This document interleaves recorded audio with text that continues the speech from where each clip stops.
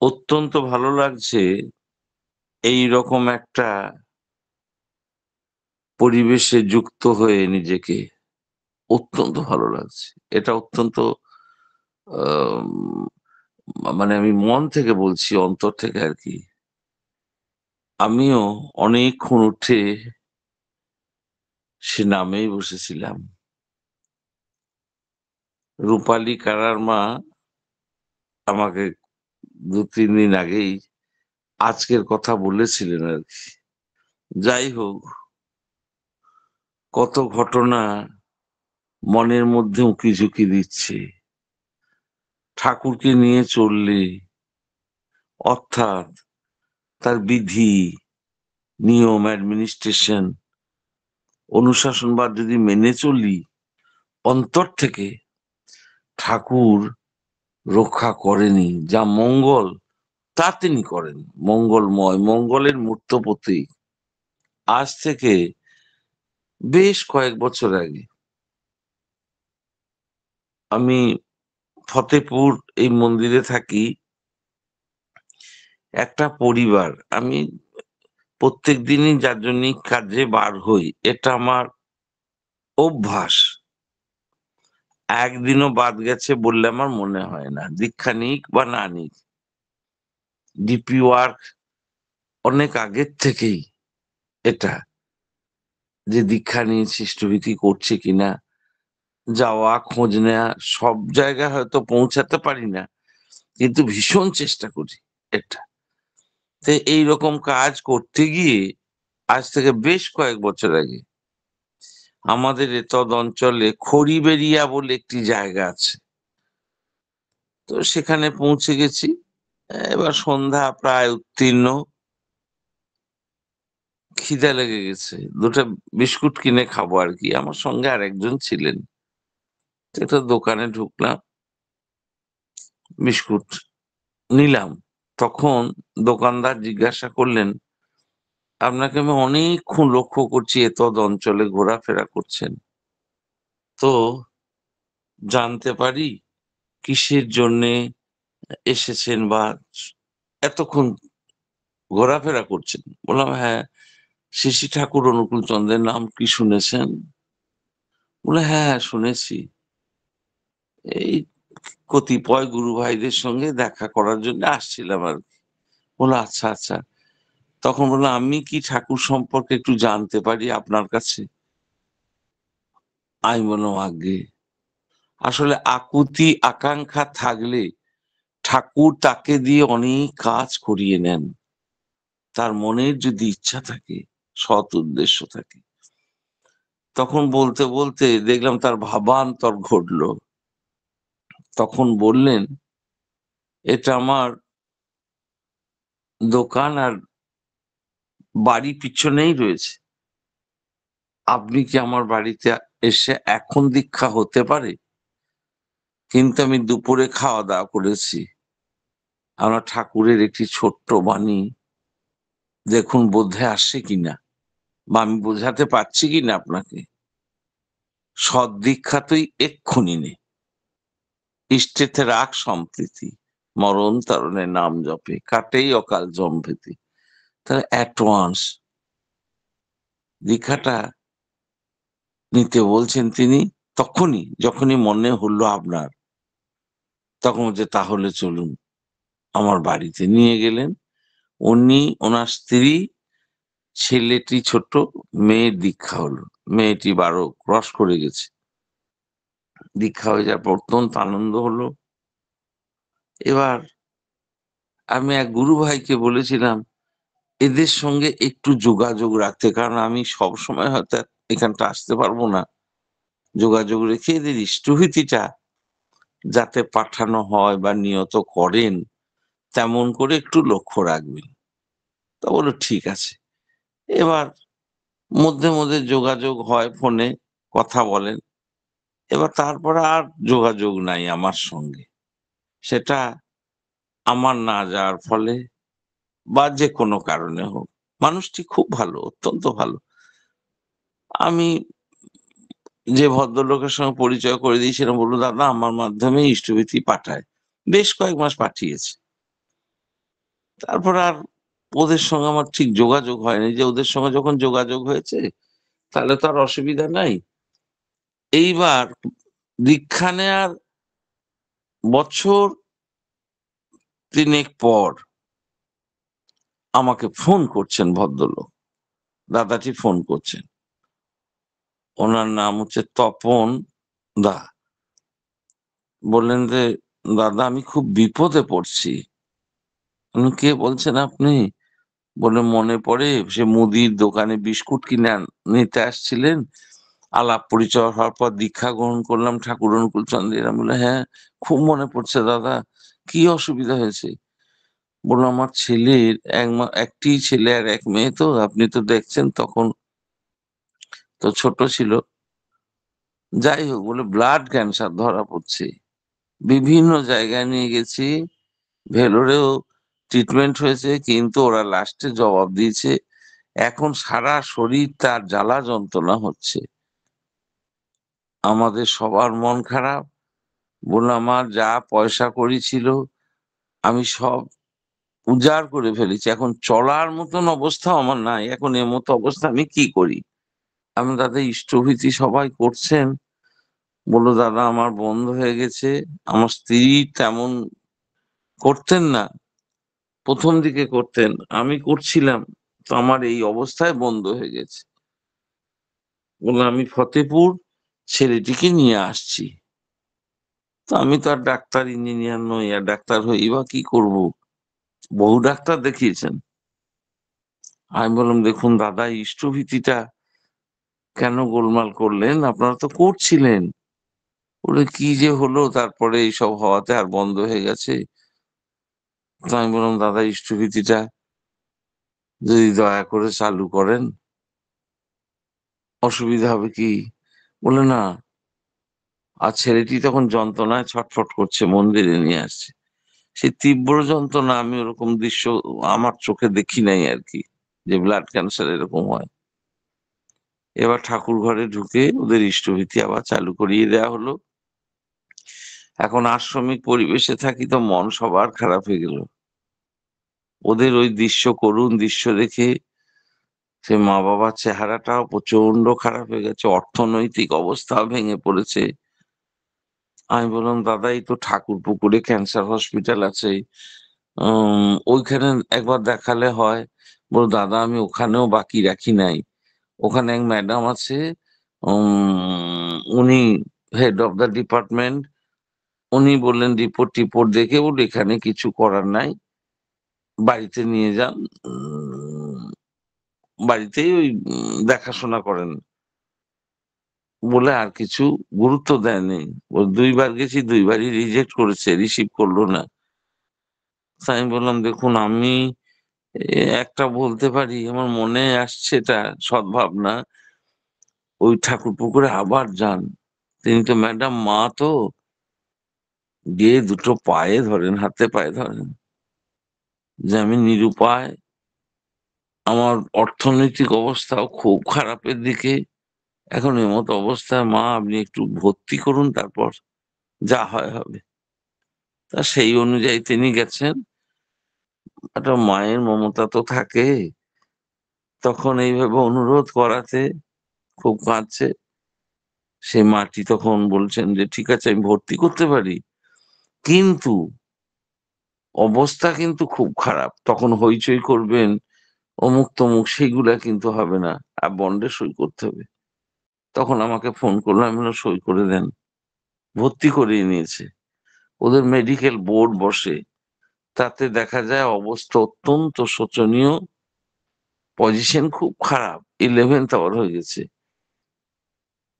তারপর আমি বললাম, দাদা কেঁদে তো লাভ হবে না, আপনি এক কাজ করুন, ইষ্টভীতি তো চালু হয়েছে, করছেন, ওই কত পেশেন্ট আসছে, কত গার্জেন আসছে, তাদের ওদের যাজন করলে হয়, ঠাকুরের কথা নিক আর না নিক, আপনি নিজের দুঃখ কষ্ট ভুলে ঠাকুরের কথা বলুন, ছেলের কথা না বলে, ছেলের দুঃখের কথা না বলে। এটা অত্যন্ত বাস্তব বলছি, একটা সুন্দর সকালে। তখন উনি তাই করতে শুরু করছেন, স্বামী স্ত্রী দুজনেই ঠাকুরের কথা মানুষের কাছে বলছে, ওই হসপিটালে, চিত্তরঞ্জন ক্যান্সার হসপিটালে। বেশ কয়েকটা পরিবারকে দীক্ষার ব্যবস্থা করলেন। পাশে একটা গুরু ভাইয়ের বাড়ি, ওই হসপিটাল থেকে খুব একটা দূরে না, কয়েকটা পরিবার দীক্ষা হলো। ঠাকুর যে সব পারেন, ক্যান্সারের অ্যান্সার নাই আমরা জানি, কিন্তু ঠাকুরের কাছে অ্যান্সার নাই এমনতর কিছু নাই। ধীরে ধীরে দেখা গেল ছেলেটির প্রোগ্রেস হলো।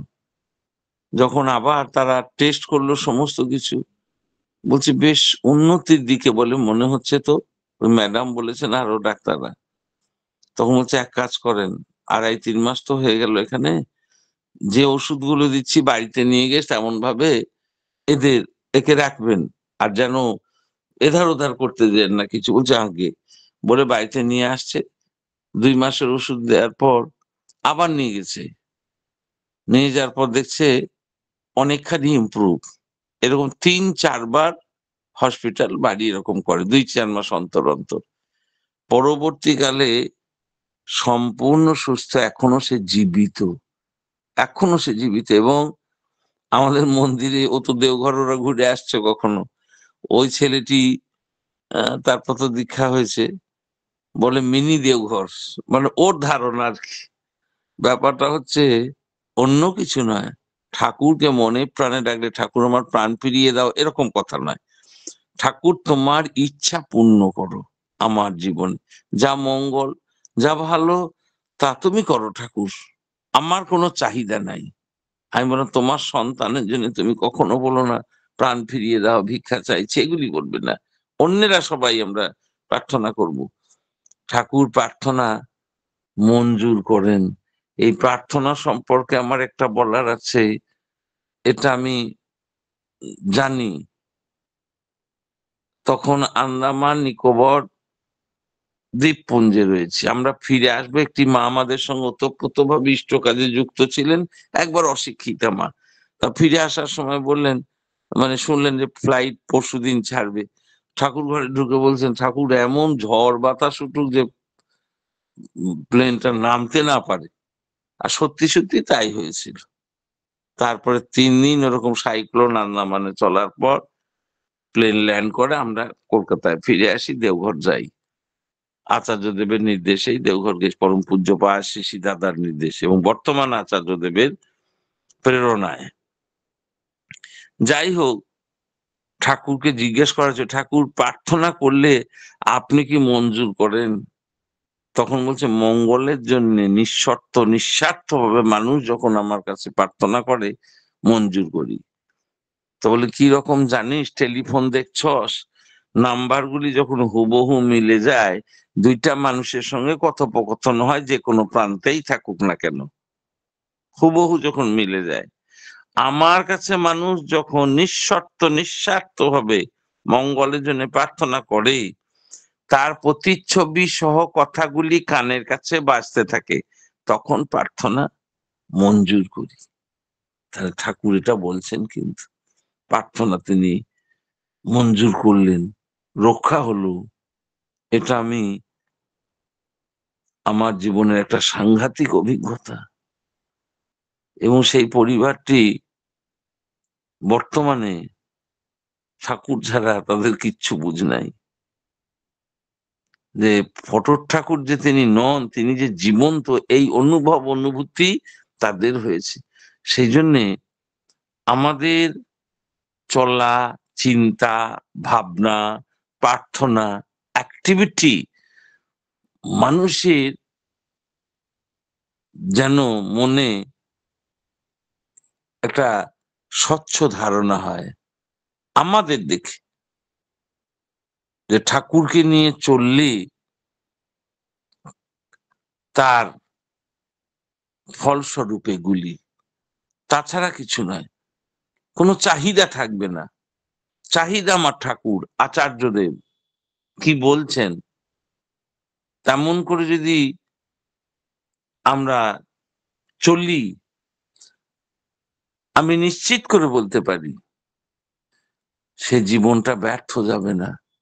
গতকালকে একটি সৎসঙ্গ ছিল আমাদের এতদ অঞ্চলে, এই 3 কিলোমিটার 3.5 কিলোমিটার দূরে। তা আমাদের 15-20টা লোক যাবে, ছোট গাড়ি, তা ওই 2.5-3 কিলোমিটার পৌঁছে দেবে 4-5 জন করে, তা হয়ে যাবে। এবার প্রায় 4টে বেজে গেছে, দেখি ড্রাইভার আসছে না। ওর বাড়িও কাছাকাছি, রোজ টাইমলি চলে আসে, বললে একদম 10-12 মিনিটের মধ্যে চলে আসে। আমি জিজ্ঞেস করলাম, তুমি আসছো না কেন? বললো, দাদা প্রথম মধ্যে আমার বাইকটা গন্ডগোল হয়ে গেছে, সেই জন্য বাইকটা সারাচ্ছি, ও 10-15 মিনিট মনে হয় লাগবে। আমি 10-15 মিনিট পরে আবার ফোন করছি, বলছে দাদা একটা পার্টস এখানে পাওয়া যায় নেই, সে আনতে গেছে, কখন আসবে আমি কিছু বলতে পারছি না, আমিও বিপদে পড়ে গেছি। আমি তাই তো গো, কি হবে এখন? এই সময়ে সোদপুর থেকে নবেন্দু রায় আমার মাধ্যমে পরিবার দীক্ষিত আর কি, অত্যন্ত ভালো ছেলে, সে গাড়ি নিয়ে ঢুকছে এবং খিদা লাগছে, খাওয়া দাওয়া করে। আমি বললাম, আমি নবেন্দু একটা মুশকিলে পড়ছি যে, তোমাকে বলতে ইতস্তত বোধ করছি, তুমি সবে আসলে। বললে, দাদা বলেন না। আমলে এই মানুষগুলা যে 15-20টা মানুষ, 20-22টা, এখন যেতে পারবে না, এরা বয়স হয়ে গেছে, আমি তো এধার ওধার করে চলে যাবো, এতগুলো মানুষ কি করি? বললো, কতটা দূর বলেন তো? আমি বললাম, 2.5 কিলোমিটার হবে। বলে, আমি কয়েকবার যাতায়াত করে পৌঁছে দিচ্ছি। দেখুন, ওর আসার কথা নয় ওই সময়। তা ব্যবস্থাপনা তো ঠাকুর করবেন, তা আমি ব্যবস্থাপনায় এত মাতাদি কি করবো? করার দরকার করব, চেষ্টা নিশ্চয়ই করব, কিন্তু ফুল সারেন্ডার হতে হবে। সব তোমার ইচ্ছা, ওর যে গাড়ি খারাপ হয়েছে এটাও তোমার ইচ্ছা। এইবার এইভাবে তো সে 4বার পৌঁছে দিল 20টা লোককে। পৌঁছানোর পরে এবার সে তো বাড়ি যাবে, সোদপুর চলে গেছে। এবার ফিরবো কি করে? ওদিক থেকে গাড়ি পাওয়া খুব মুশকিল হয়ে যায় সন্ধ্যার পর। এখন সৎসঙ্গ শেষ হয়ে গেছে, এই 20টা লোককে আমি যে কি করে নিয়ে আসবো ভাবছি। তখন ওই ড্রাইভার ফোন করে বলছে যে, দাদা, আমি একটা গাড়ি নিয়ে যাচ্ছি, অন্যের গাড়ি, তুমি চিন্তা করো না, রাস্তার ধারে ওদের নিয়ে দাঁড়াও। তা আমি বললাম, এতগুলা মানুষ কি করে যাবে? তোমাকে তাহলে 4-5 বার তো এ করতে হবে। তুমি কোন গাড়ি নিয়ে আসছো, কি, আমি তো কিছু জানি না। বললো, না না, একবারে হয়ে যাবে। কি এমন গাড়ি একবারে হয়ে যাবে? আচ্ছা ঠিক আছে, তুমি আসো। ও মিনিট 10-15 মধ্যে আসলো। দেখলাম ছোট হাতি সেই সব লোকগুলিকে উঠিয়ে নিয়ে মন্দিরে পৌঁছে দিল। ঘটনাটা হয়তো ছোট, কিন্তু সবটার মধ্যে যে তিনি আছেন, তাহলে সব বিষয়ে ঠাকুর ছাড়া আমাদের গতি নাই। যতই আমি লেখাপড়া জানি, আর ডাক্তার হই বা ইঞ্জিনিয়ার হই, বা মনে করি যে অনেক কিছু জানি বুঝি, বিগ পোস্ট হোল্ড করছি বা এত কিছু, এ দিয়ে ঠাকুরকে বোঝা যাবে না। বোঝা যাবে নিরঙ্কার হয়ে, যে ঠাকুর তুমি না চালালে আমি চলতে পারবো না, তার উপর নির্ভরশীল। নির্ভরে ধরো নির্ভয়ে হেব, ও যে টুডিয়া গান আছে। ফুল স্যারেন্ডার হতেই হবে, নচেত কিন্তু হবে না। সেই জন্য আমরা যারা ঠাকুরের চরণাশ্রিত হয়েছি, এই যে অনলাইনে সৎসঙ্গ, অফলাইনে সৎসঙ্গ, প্রায়শ যাই, শুনি, বলি, গানের মাধ্যমে, কীর্তনের মাধ্যমে, বাণীর মাধ্যমে ঠাকুরের কথাগুলিকে নিজের জীবনে জীবন্ত করে তুলতে হবে। তখন তার জীবনে ঠাকুর জীবন্ত হয়ে ওঠে। না, ঠাকুর যখন জীবন্ত হয়ে ওঠেন বা জীবন্ত করে রাখি, তখন ভয় নাই। যেখানে অমঙ্গল, ঠিক কারোর না কারোর মাধ্যমে তিনি সেটাকে ব্যবস্থাপনায় আসেন, করিয়ে দেন। এরকম বহুবার দেখেছি আমি, দেখি, তার দয়াতেই চলি। তার দয়া ছাড়া কোনো কাজ সম্ভব নয়। প্রতি মুহূর্তে তাকে অনুভব করা যায়, তাই প্রতি মুহূর্তে তাকে নিয়ে চলবো। যে কোনো লোভের বশবর্তী হয়ে বা বৃত্তি প্রবৃত্তির ফাঁদে পড়ে অনেক সময় আমরা করে ফেলি কি, সেটা চরিতার্থ করার জন্যে, কার্যসিদ্ধি করার জন্যে, তখন ঠাকুরের আদর্শ লঙ্ঘন হয় হোক, আমার বৃত্তি প্রবৃত্তি দ্বারা যখন চালিত হই কিছু সময়ের জন্যে, তখন ঠাকুর সেখানে থাকেন না, তখনই বিপত্তির মধ্যে পড়ি। সেই জন্য শয়নে স্বপনে নিশি জাগরণে তুমি ছাড়া কিচ্ছু ভালো লাগে না, তোমাকে ছাড়া একদম চলতে পারবো না। যেমন অক্সিজেন জীবনে অপরিহার্য, এটা এইরকম অপরিহার্য, চলা ফেরায় ওঠায় বসায় যে কোনো জায়গায় যাচ্ছি খাচ্ছি যাই কিছু করি ঠাকুরকে নিয়ে। আর ঠাকুরকে নিয়ে চললে তখন কেমন খাবার খেলে আমার শরীর মন সুস্থ থাকে, এটা অটোমেটিক হবে। কেমন পোশাক পরলে মানুষ শ্রদ্ধা করে, কেমন কথাবার্তা চাল চলন আচরণের মধ্য দিয়ে চলবো মানুষ যাতে ক্ষুব্ধ না হয়ে মুগ্ধ হয়, ঠাকুরের আদর্শ সব জায়গায়। স্রেফ অনলাইন বা অফলাইনে মহান আদর্শের কথা মানুষের কাছে তুলে ধরলাম, মানুষের ভালো লাগবে, কারণ ঠাকুরের কথা তো ভালো লাগবে, ভালো লাগাটা স্বাভাবিক। কিন্তু সেটাকে আমি পরিপালন করে যেন চলি, তখন যে পরিপালন করেন বা করি, যে ভালো লাগার বিষয় হয়ে ওঠে, এই ভালো লাগার বহিঃপ্রকাশ করা কোনো ভাষা দিয়ে কঠিন আমার কাছে,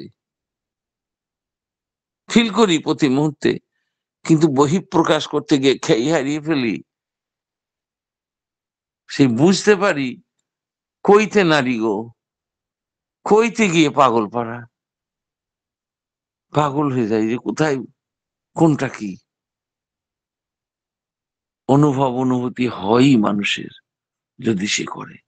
শিশি বর্দা একদিন বলছেন, মানুষ ঘুমিয়ে কাটায় এই সুন্দর রাত, নাম ধ্যান করার কত সুযোগ, নীরব পৃথিবী ঘুমিয়ে পড়ে, সাধন ভজনের সময় মানুষ কিন্তু ঘুমিয়ে কাটায়, অলসতাকে প্রশ্রয় দিয়ে তেমন করে চলে। একবার যদি অভ্যাস করে নেয় যে নাম ধ্যান করবে এই টাইম থেকে এই টাইম, প্রথম প্রথম হয়তো একটু মনে হতে পারে কিছু, তারপরে শীত গ্রীষ্ম বর্ষা কোনোটাই তাকে আটকাতে পারবে না। হ্যাবিট করতে করতে হ্যাবিচুয়েটেড মানুষ, অভ্যাসের দাস। অভ্যাস করলে সব পারে, ঘুমানো অভ্যাস করে তাই ঘুমানো অভ্যাস হয়ে যায়, কাজ করার অভ্যাস করে না তাই না কাজ করার অভ্যাসে পরিণত হয়, নাম ধ্যান করার অভ্যাস করলে নাম ধ্যান হয়ে যাবে। তখন কোনটা কোথায় কি সূক্ষ্ম বোধ চেতনাগুলো মাথার মধ্যে আসে, তখন সেটাকে অ্যাপ্লাই করে চলা, তাছাড়া আর কিছু নয়। আমি দেখেছি যখন যেখানে গেছি, দূর পাল্লা ট্রেনে গেছি, তো অদীক্ষিত লোক থাকেন, দীক্ষিত লোকের সঙ্গে কত পরিচয় হয়ে যায়। দেখি পরবর্তীকালে তারা দীক্ষা গ্রহণ করেছেন, আলাপ পরিচয় করে ফোন নাম্বার লেনদেনের মাধ্যমে ফতেপুর মন্দিরে এসে দীক্ষা গ্রহণ করেছেন, কখনো তাদের বাড়ি গিয়ে দীক্ষা হয়েছে। আমার নম্রতা, আমার কথা বলা, আমার চাল চলন, এটা যেন শুধু সৎসঙ্গে ইফেক্টিভ হলো কথা শুনে, বাকি সময় আমি তেমন চলছি না, তাহলে কিন্তু হবে না। যা সৎসঙ্গে শুনলাম বললাম, আমার চলা বলা চিন্তন মনন সব সময়ের জন্য সেরকম হয়ে চলবে, অর্থাৎ তোমার চলন বলন এমন হবে বিশ্ব জগৎ চেয়ে রবে, তোমায় দেখে শুধায় যেন কি করলে এমন হবে।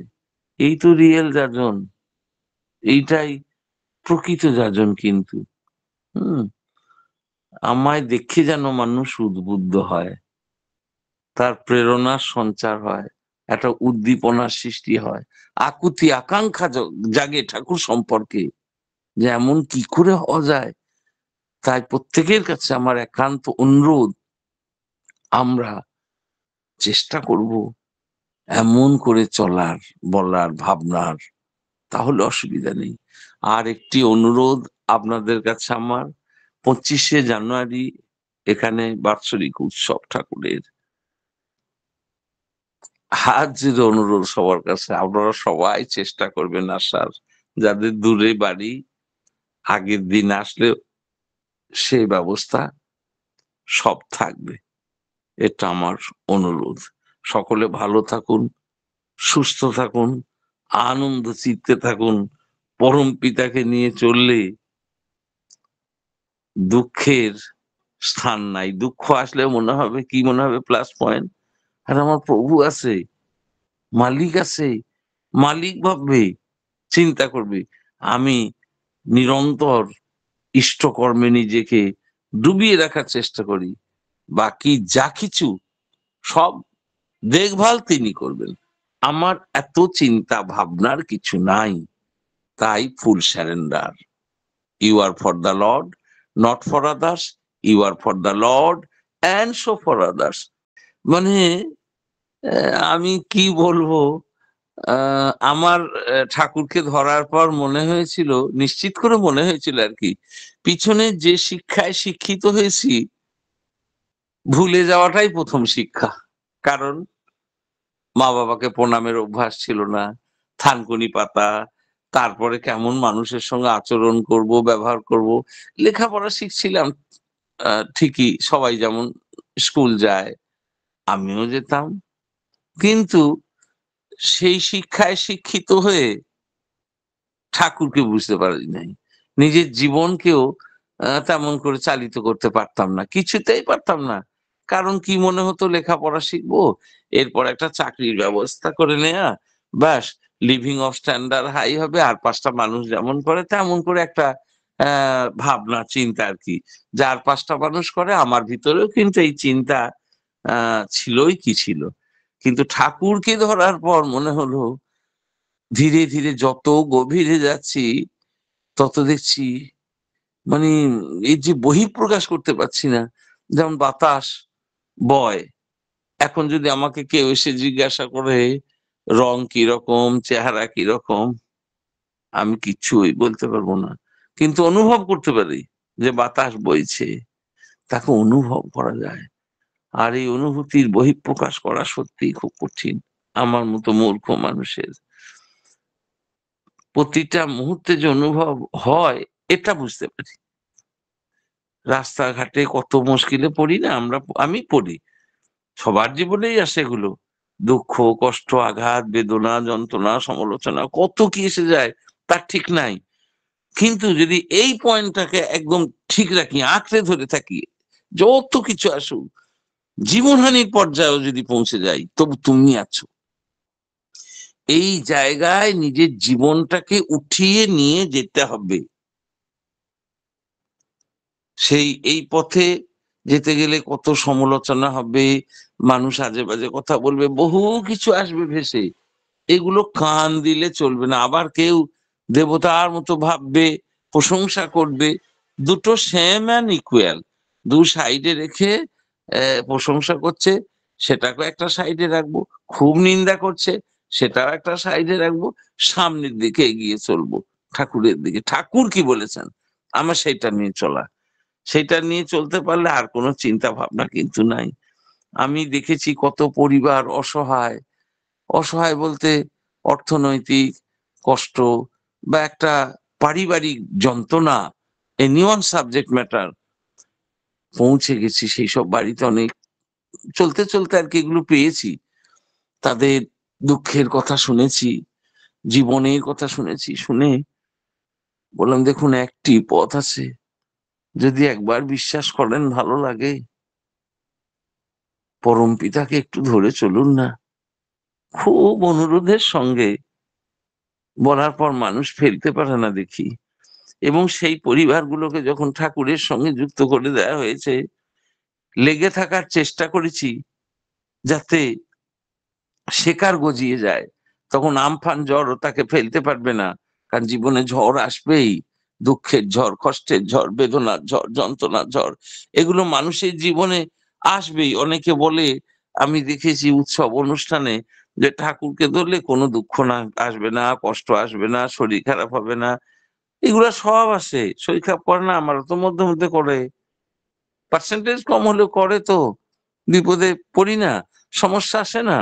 কত আসে তার ঠিক নাই, কত আসবে তার ঠিক নাই। কিন্তু ওই পয়েন্ট হচ্ছে ঠাকুর। সেই জায়গাটা একদম মানে খুব জড়িয়ে ধরতে হবে ঠাকুরকে, যে না, তুমি আছো, আমার আর ভাবনা নাই, চিন্তা নাই। দেখেছি সেই নিজে যে চলে, তখন সে সঞ্চারিত করতে পারে, ইম্পার্ট করে পরিবেশে, পরিবারে, পরিবেশে, সমাজে। সেই জন্যে আমি আজকেই একটা নেটে দেখছিলাম, এই বেশ আগে, যে ঠাকুর বলছেন যে তোমার এমন দায়িত্ব থাকবে মানুষগুলিকে তাঁর করে তোলা। এইটা ধান্দাটা ইষ্ট ধান্দা থাকবে। আর না হলে শুধু তোমার সংসারের ধান্দা, শুধু ছেলে মেয়ে স্বামী সংসার, এই চাওয়া পাওয়া, এটা করতে হবে ওটা করতে হবে, ছেলের জন্য মেয়ের জন্য সংসারের জন্য, নিশ্চয়ই করবে, কিন্তু ইষ্টের কথা তো ভাবছি না। যে ইষ্ট কাজই আমার মুখ্য, মুখ্য তিনি, সেইটা যখন মুখ্য হয় না, বাকি কাজ মুখ্য হয়, তখনই মুশকিলে পড়ে যাই আর কি আমরা। সেই জন্যে ঠাকুর এলেন সহজ সরল করে, একদম ঘোরতর সংসার জীবন পরিপালন করে দেখিয়ে দিলেন সংসার জীবনে কেমন করে চলতে হয়। বড়দার মতো সন্তানকে পৃথিবীতে নামিয়ে নিয়ে আসলেন, জগৎকে দেখিয়ে দিলেন। আমি একবার কলেজে পড়ি, তো বড়দাকে সেই প্রথম দেখলাম, মানে শুনতাম শিশি বড়দার কথা, পত্রিকাতে একটু একটু পড়তাম, ঠাকুরের লেখাতেও, যে আমাকে প্রণাম করে আমার বড় খোকাকে যে প্রণাম করে না, সে প্রণাম আমি গ্রহণ করি না, নিই না। তো আমার মেসোমশাইয়ের সঙ্গে আমি চলে গেছিলাম দেওঘর, তাকে দেখবো বলে। মনে কিছু প্রশ্ন ছিল, যে ঠাকুর তো ভগবান ঈশ্বর পুরুষোত্তম, এটা সবাই বলে, অনুভবও করি, কি বড়দা কি তাই?